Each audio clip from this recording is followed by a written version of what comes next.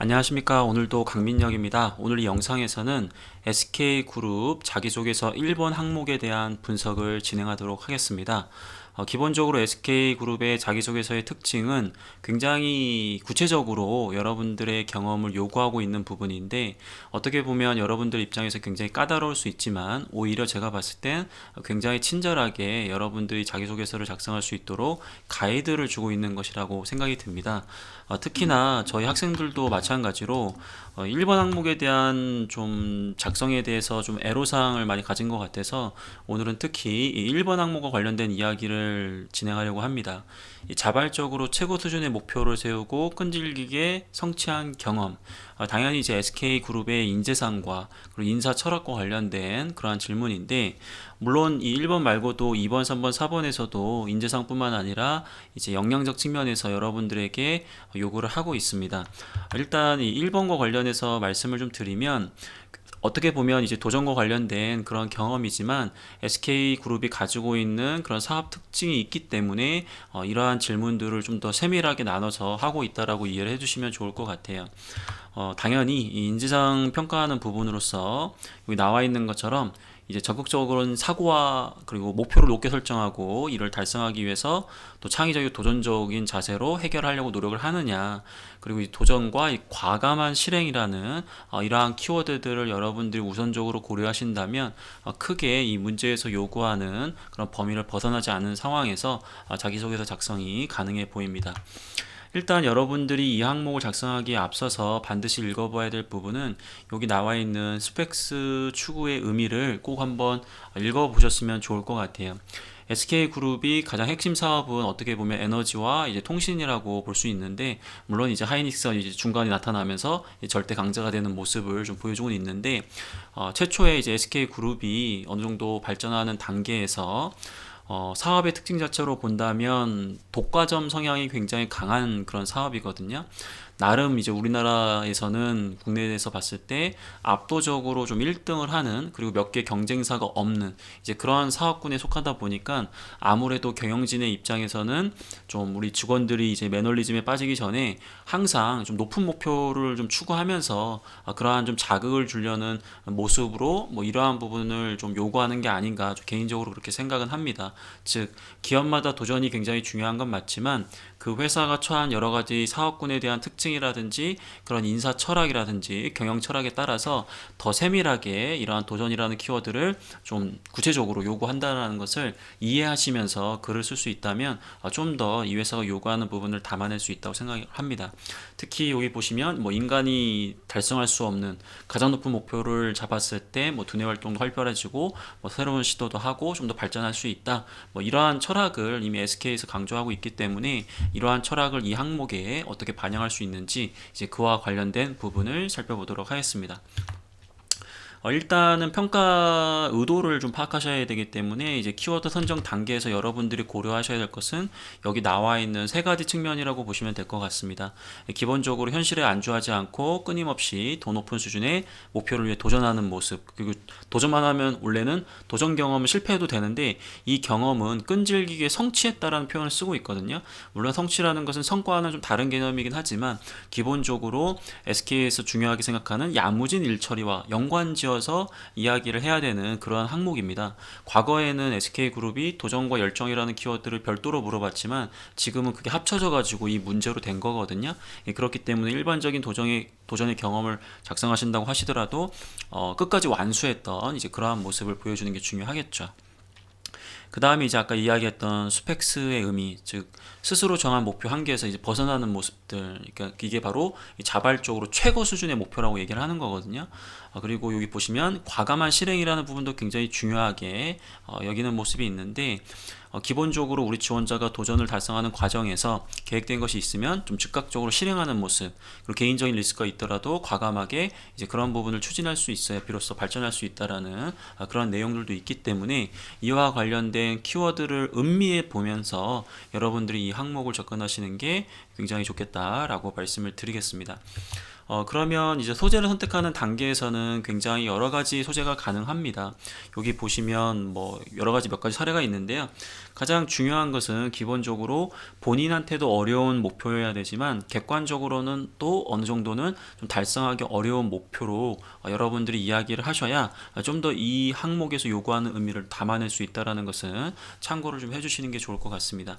뭐 예를 들면 뭐 학사로서 해당 전공에 대한 좀 뭐랄까 어려움이 있었지만 석사 수준 이상의 그 목표를 달성하겠다는 자발적인 최고 수준의 목표를 잡았다. 약간 이런 느낌을 담아주시는 게 좋다라는 거죠.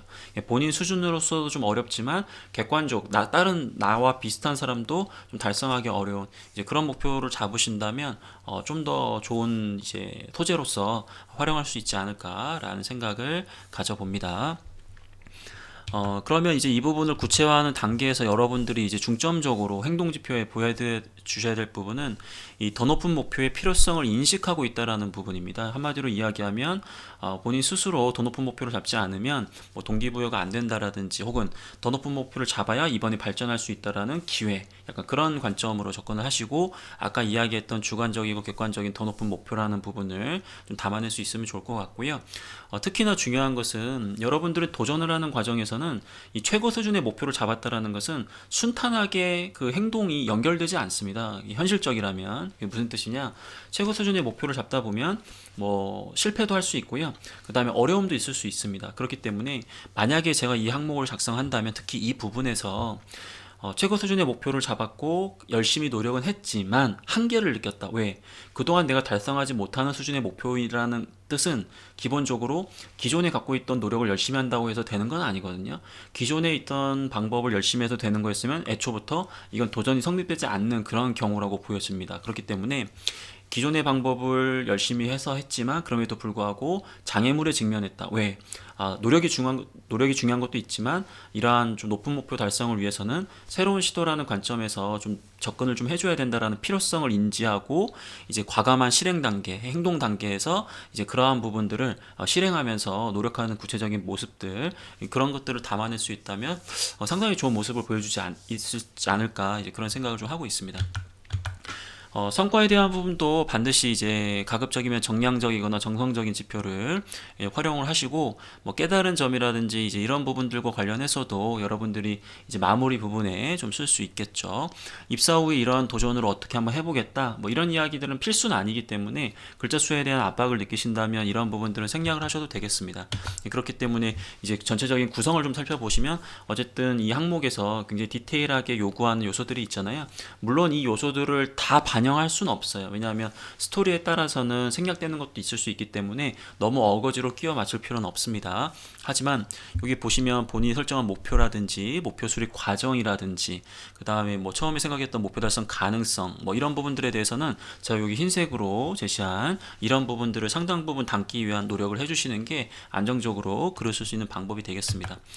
그럼 기본적으로 이 항목이 요구하는 부분을 이제 구성을 한다면 뭐 두 갈씩 문단을 통해서 전체적으로 본인의 도전과 그리고 전체 경험과 성과에 대한 요약을 간단하게 하시고 그리고 소제목을 나눠서 이야기할 수도 있는데 이런 방법들은 여러분들이 좀 어려워하는 편이에요. 왜냐하면 소제목을 여러 개로 구분하는 방법 자체가 좀 익숙하지 않고 하다 보니까 좀 그렇게 생각할 수 있는데 가급적이면 뭐 700자 정도 된다라고 한다면 저 같은 경우에는 이렇게 소제목으로 딱딱 나눠가지고 이 항목에서 요구하는 것을 좀 순차적으로 이렇게 작성을 좀 할 수 있지 않을까라는 좀 생각을 좀 해봤습니다. 그래서 목표 및 수립 과정, 장애물 및 감정, 장애물 및 감정에서는 아까도 얘기했지만 기존의 방법을 열심히 했지만 한계에 직면했다. 왜냐하면 높은 수준의 목표 달성을 위해서는 새로운 방법에 그런 시도가 필요하다라는 거.